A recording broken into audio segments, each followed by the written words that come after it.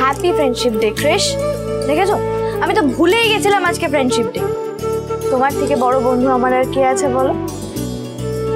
তুমি আমাকে কত কিছু দিয়েছো, কত বন্ধু দিয়েছো।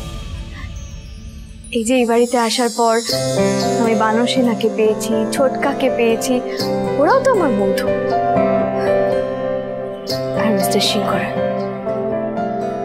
ওনাকেও আমি নিজের বন্ধুই মনে করি। কিন্তু জানি না ক্রিশ, আজ যা হলো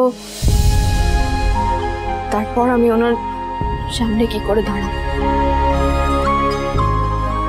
পড়তে বসো, ধমকা ধমকি, বাইরে যাবে না, এখানে যাবে না, এইসব বলে উনি ব্যাপারটাকে সহজ করার চেষ্টা করছেন ঠিকই, কিন্তু আমি তো এতটা সহজ হতে পারছি না ক্রিশ।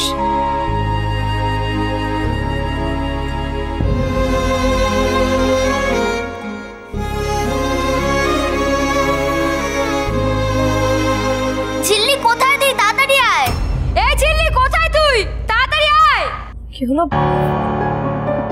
ওরা আমাকে এভাবে ডাকছে কেন? কোকো, মোমো, মিষ্টি, কিরে এভাবে ডাকলি কেন? কি হয়েছে বলতো? সব কি?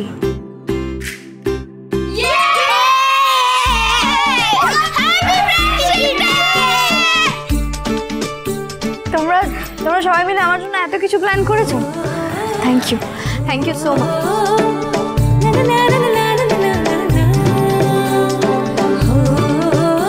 আমি জানি আপনি সবকিছুর মধ্যে ছিলেন। Thank you. ঝিল্লি,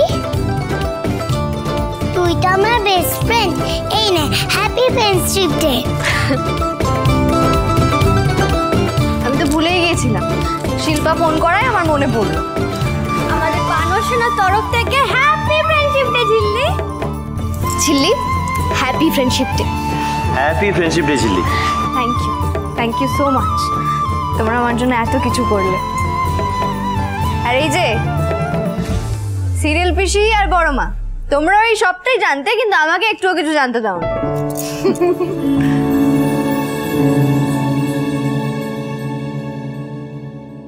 আমাকে ফ্রেন্ডশিপ ডেতে উইশ করলেন না তো? আমি জানি আজকে যা হয়েছে সবটা আপনার সম্মতিতে হয়েছে। আপনি হ্যাঁ না বললে ওরা আজকে এতটা এগোতে পারত না। ভেবেছেন বোধহয় ডেপো মেয়ের মন খারাপ, তাই এটুকু তো করাই যেতে পারে। Thank you.